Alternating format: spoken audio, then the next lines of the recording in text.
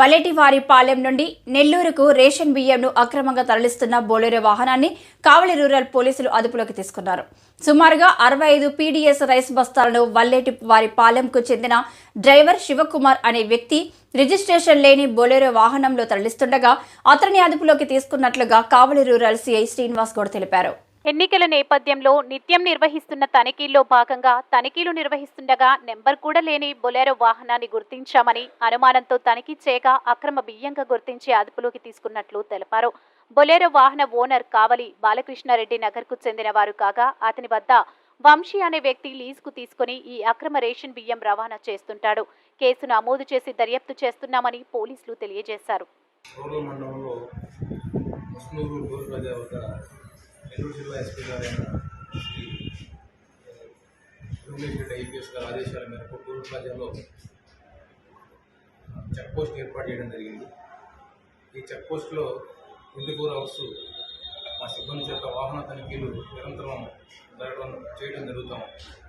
ఈ సాధారణ వాహన తనిఖీలో భాగంగా ఈరోజు ఉదయం సుమారు 9 గంటల ప్రాంతంలో వాహన తనిఖీలు చేస్తూ ఉంటే కావలి వైపు నుంచి నెల్లూరు వైపుకి బొలెరో ట్రక్కు వాహనం వస్తూ ఉన్నది.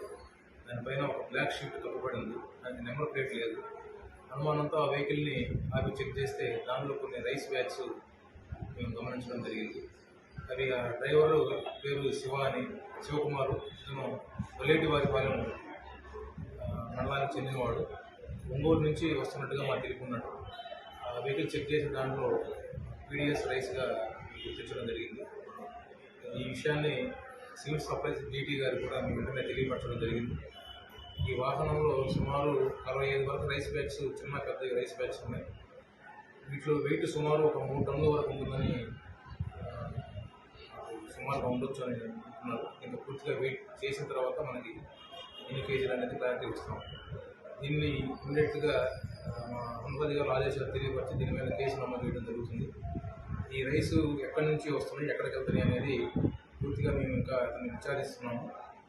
ఈ వెహికల్ డ్రైవర్ సురేష్ అని, వెహికల్ వాహనము సురేష్ అని ఒక బాలకృష్ణ నగర్కి సంబంధించిన వ్యక్తి పేరు మీద ఉన్నట్టుగా తెలుస్తుంది. ఇది ఇంకా అన్రిజిస్టర్డ్ వెహికల్, రిజిస్టర్ కూడా కాలేదు.